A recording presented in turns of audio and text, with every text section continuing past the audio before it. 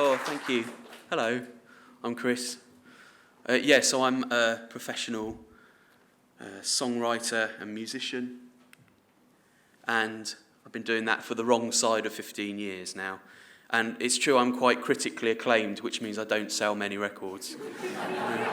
I live with 1 foot in the acoustic punk world and 1 foot in the English folk world. And I have made a bunch of records, but I want to talk about a project I've been working on this year that's a collaboration between the Arts Council and the National Trust, two organisations that don't necessarily, I wouldn't put them together in my brain, but they have worked together and they hired me to become the first National Trust Creative Fellow at The Workhouse in Southwell, which is this building. The Workhouse is, it was built in 1824 after the New Poor Law, which was the law that told the parishes they actually had a responsibility to deal with people in dire poverty. And this was the prototype workhouse. So I've only really come across workhouses before in like Dickens with Oliver Twist, and that was my picture of what a workhouse was. And this was the first of them, and it was the prototype, and then it was so successful in the early part of the 19th century that they sort of rolled out this model all over the UK. And it's the model of having poor relief in the building rather than trying to do charity out in the world. And it's the way of dividing and this is phrases that are really resonant today, the deserving poor and the undeserving poor. So what you have in the workhouse is if you're in desperate need, you go in. It's not a prison. You decide to go in and you can decide to leave, but you just can't survive outside. So you go in and they assess you when you get there and they decide whether you are deserving or undeserving. So the deserving poor is basically the elderly and the infirm and people who've got really bad physical disabilities, so they can't work, and children, of course. And the undeserving poor is any able-bodied adult. And then they get split up. So basically, the building is divided, and the undeserving poor, the idle and profligate, all live in one bit, and they're separated by gender as well. So you've got the able-bodied men and the able-bodied women, and then you've got the kids somewhere else, and then you've got the elderly and the infirm somewhere else. And this is all about reducing the cost to the parish, another sort of thing that has resonance with today's situation. Today, this is a National Trust property. It's not like the other National Trust properties that are all like beautiful, opulent, stately homes. It's pretty horrible, and it is the best preserved Victorian workhouse in the UK today. So my residency started in May 2016, and I went in, and my role was to work with the workhouse community as a whole, the team, the volunteers, and the people visiting, and to get as much inspiration of stories and people's lives from history of the workhouse as I could, and then write and compose a new set of ballads, by which I mean songs. And the place I'm in right now is that I have almost finished that composition. I've finished my residency. I was there over summer, and I'm just finishing the recording. We started in May with I would go in residence and I would be there, and then we would have screen printing and badge making type workshops going on in the same room that I was to try and draw people in. And then at the same time as people were getting a chance to try those things out, that I would also be grilling them on what stories they thought were most important to tell from their experience at the workhouse, and had anything particularly impacted them that they wanted to tell. So this was our process of ideas generation and research.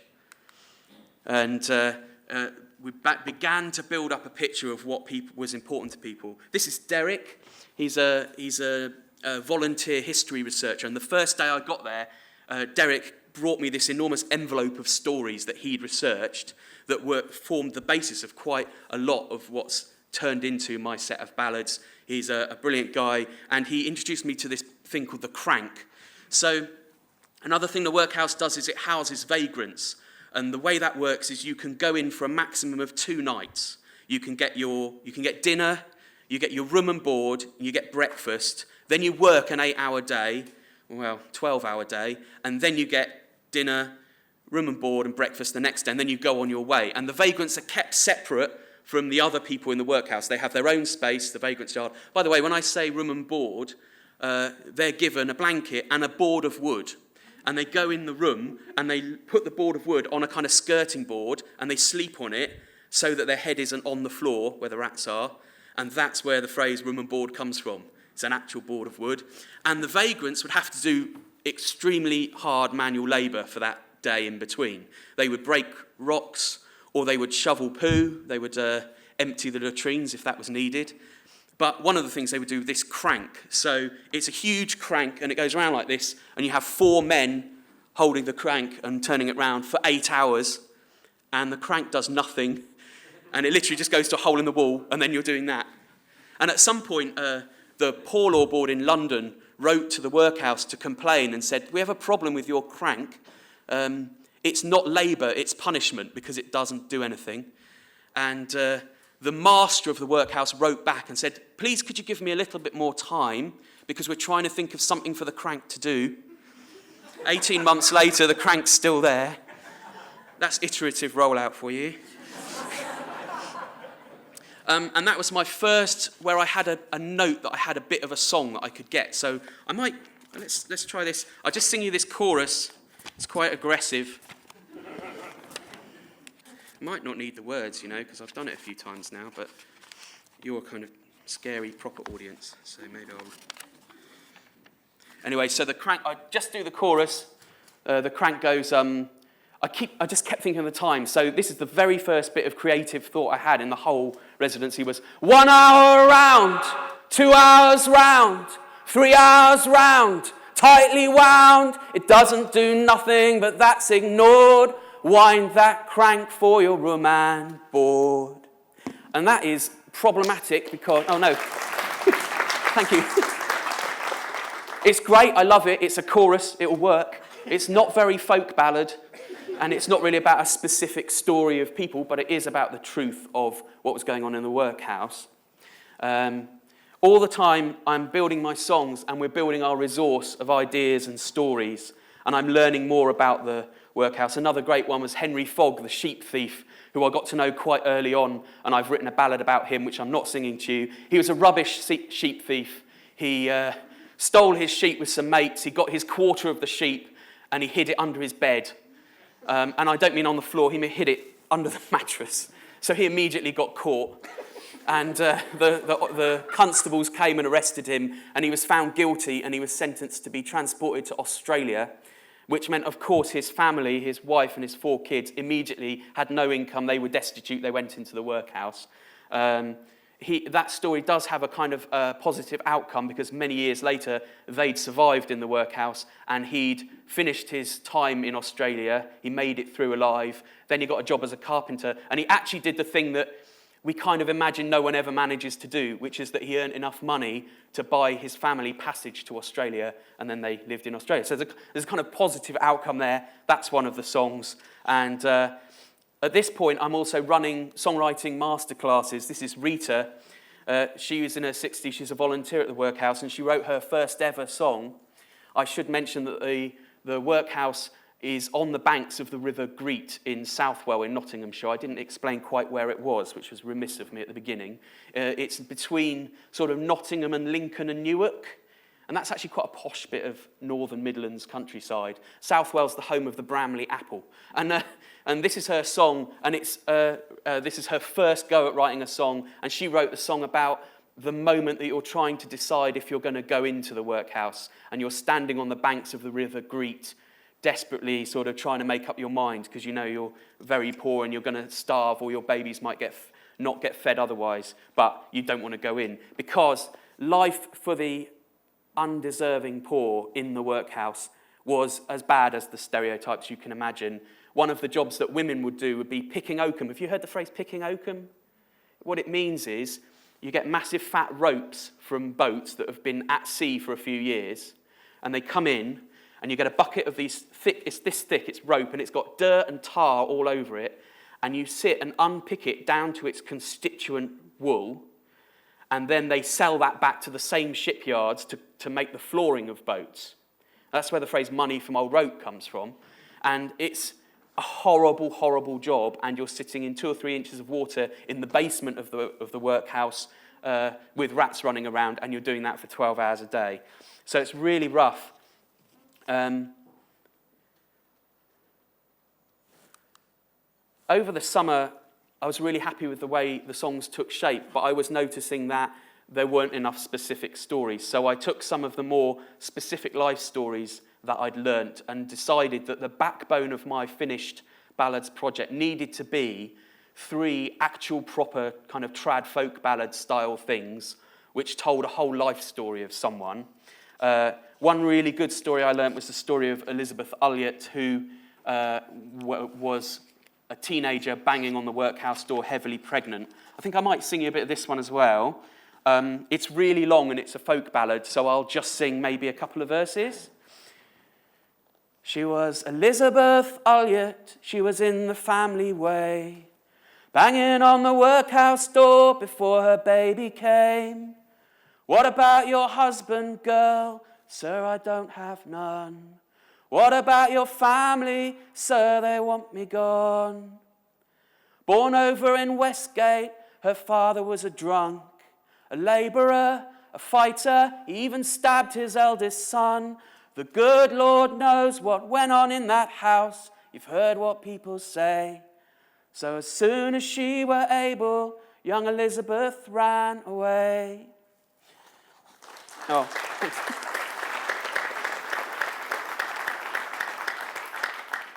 That one has about 12 verses and goes on for about 6 or 7 minutes.